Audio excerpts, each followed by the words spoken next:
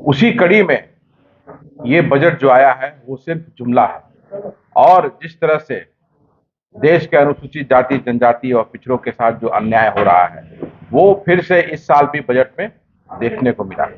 लेकिन बजट के भाषा से, बजट के एनालिसिस से ये जरूर समझ में आता है कि हमको बांधने का, हमको पीछे ले जाने का बहुत बढ़िया जुगाड़ उन्होंने बजट में ढूंढ निकाला है। सारे जगहों पे हमारे साथ ये सरकार भेदभाव कर रही है, हमारे बजट को काट रही है कि अगर हमारे मीडिया बंधु या हमारे समाज के जो जानकार हैं, जो इंटेलेक्चुअल हैं, वो अगर इस बात को गांव-गांव तक, सरकार तक नहीं लेके जाएंगे तो वो दिन दूर नहीं कि जब हमें अपंग बना। नमस्कार, कि आप अपने बहुमूल्य समय निकाल के हमारे प्रेस कॉन्फ्रेंस का हिस्सा बना। साथियों, आपको पता है कि राष्ट्रीय दलित मानवाधिकार अभियान, जिसे national campaign on Dalit human right कहते हैं, पिछले 25 वर्षों से देश के अलग अलग राज्यों में दलितों के आर्थिक अधिकार को लेकर के, देश में बजट को लेकर के, सरकार की स्कीमों को लेकर के दलितों को जगाने का काम कर रहा है, उनको उनके हक दिलाने का काम कर रहा है। आपको पता होगा कि 1 फरवरी को हमारे जो वित्त मंत्री माननीय निर्मला सीतारमण जी, उन्होंने बजट पेश किया है।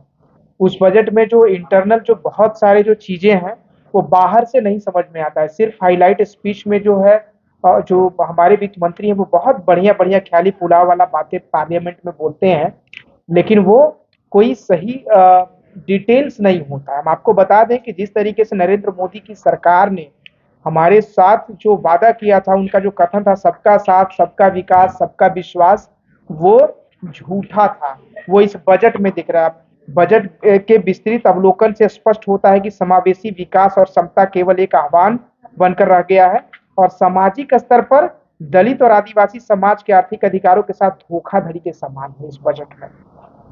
सच बात यह है कि आदिवासी समुदाय हमेशा से बजट की वजह से निराशा होते आए हैं और आज भी उनके हाथ निराशा ही लगी है, क्योंकि जिस हिसाब से एससी टीएसपी लेजिस्लेशन गाइडलाइन बोलता है कि आप हमारे पैसों को दूसरा मद में खर्च नहीं कर सकते हैं, लेकिन ऐसा हो नहीं रहा है। हमारे पैसे से सरकार के अधिकारी कर्मचारी पेट्रोल यूज कर रहे हैं, हमारे पैसे से वो चाय पी रहे हैं, हमारे पैसे से वो ऑफिस का सारा काम निपटा रहे हैं, जबकि ऐसा नहीं होना चाहिए।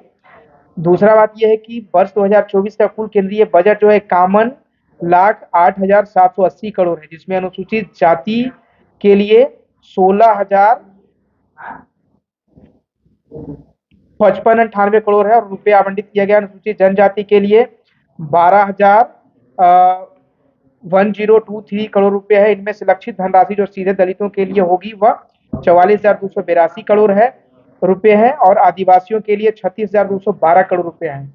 इस हिसाब से अगर हम बात करेंगे तो दलित और आदिवासी समाज के तरफ से यह मामूली सा आवंटन हमारी धारणा को और भी मजबूत करता है। बजट जिसे आर्थिक सुधार के लिए एक रोड मैप के लिए प्रचारित किया जाता रहा है, वह भारत में दलित और आदिवासी समुदायों के तत्काल आवश्यकताओं और चिंताओं को संबोधित करने में विफल रहा है। हम यह भी बताएंगे कि भारत में जो दलित आदिवासी समुदाय के साथ जो अत्याचार हो रहे हैं वो दिन प्रतिदिन लगातार बढ़ रहे हैं। उनके लिए कंपनसेशन का है, उनके लिए मुआवजा देना है, उन्हें नौकरी देना है, उनको रोजगार देना है, उसमें भी बजट का बढ़ोतरी होना चाहिए। लेकिन सारे जगहों पे हमारे साथ ये सरकार भेदभाव कर रही है, हमारे बजट को काट रही है। और चौथा जो सबसे जरूरी बात है कि स्वच्छ कार्य में जो हमारे समुदाय के लोग लगे हुए हैं, यानी जो मैला ढोने वाले लोग हैं, उनके बच्चों के लिए स्पेशल स्कूल की व्यवस्था थी, स्पेशल उनके लिए स्कॉलरशिप थी, ये सारी व्यवस्था बंद कर दिया गया है। अब सवाल ये उठता है कि अगर हमारे मीडिया बंधु या हमारे समाज के जो जानकार हैं, जो इंटेलेक्चुअल हैं, वो अगर इस बात को गांव-गांव तक, सरकार तक नहीं लेके जाएंगे तो वो दिन दूर नहीं कि जब हमें अपंग बना दिया जाएगा। और सारा सिस्टम, सारा खेल इसी 900-1000 पेज के बजट बुक में निहित है मेरे दोस्त। हम कहना चाहेंगे सभी से कि एक ना एक दिन वो आएगा कि नरेंद्र मोदी सरकार जो अपना, उन्होंने जो इंटरनली जो वादा किया है लोगों से, पता नहीं क्या किया है, मुझे नहीं मालूम, लेकिन बजट के भाषा से, बजट के एनालिसिस से ये जरूर समझ में आता है कि हमको बांधने का, हमको पीछे ले जाने का बहुत बढ़िया जुगाड़ उन्होंने बजट में ढूंढ निकाला है। अब आदित्य भैया बोलो। जो जिस तरह से हाँ जी। हाँ सर, एक सेकंड। हाँ हाँ जिस तरह से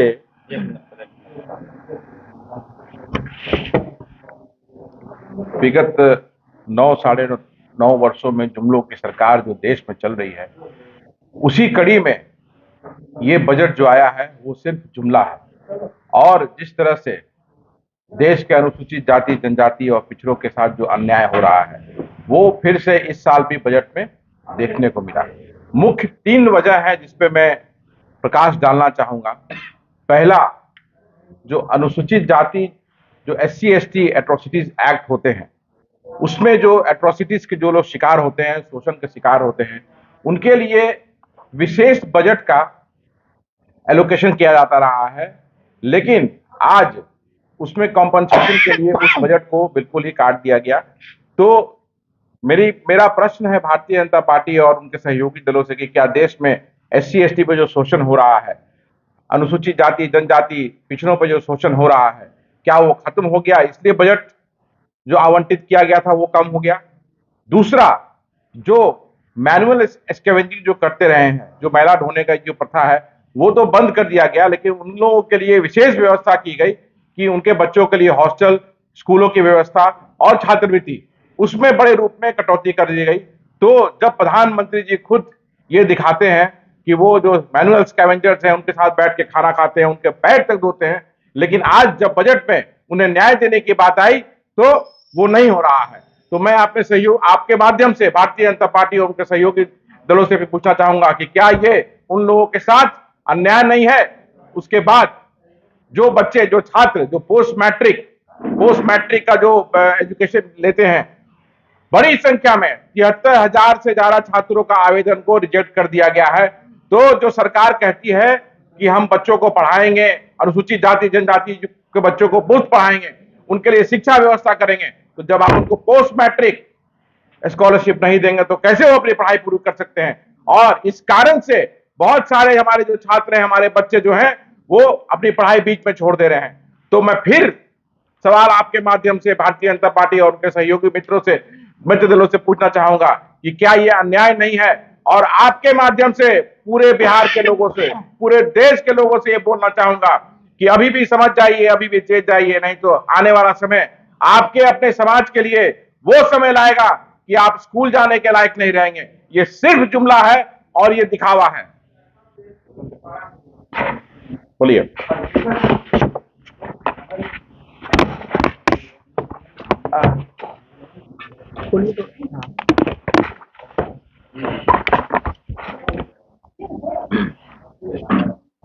जिस तरह का बजट आया देखने से स्पष्ट हो रहा है कि इसमें SC ST के लिए जो भी संवैधानिक प्रावधान है या कानून है उसकी अवहेलना करके मान लीजिए कि बजट को लाया गया। अब बताइए कि SC ST के उनका आर्थिक और शैक्षणिक विकास के लिए क्या किया गया? इसमें कहीं कोई प्रावधान है? एक तरफ स्कॉलरशिप से वंचित करने के लिए पैसा में कटौती कर दिया गया है, फिर आर्थिक उन्नयन के लिए जो उनको राशि देना चाहिए था वो राशि नहीं देकर दूसरे जगह डाइवर्सन का मामला हो रहा है। तो चारों तरफ आप देखेंगे कि संविधान के अनुच्छेद 46 का उल्लंघन केंद्र सरकार और स्टेट गवर्नमेंट कर रही है। अभी जो बजट जो आया है, आप इसमें बताइए कि जो एट्रोसिटीज एक्ट में जो पैसा खर्च होता है उसमें आप पैसा में कटौती कर दिए, जबकि लगातार मान लीजिए एट्रोसिटी की घटनाएं बढ़ रही है। अगर एट्रोसिटी की घटनाएं घटती तो होता है कि भाई घट रही है इसलिए आप मान लो उसमें कटौती कर रहे हैं, तो एट्रोसिटीज की घटनाएं लगातार बढ़ रही है और आप उसके राशि में लगातार कटौती कर रहे हैं।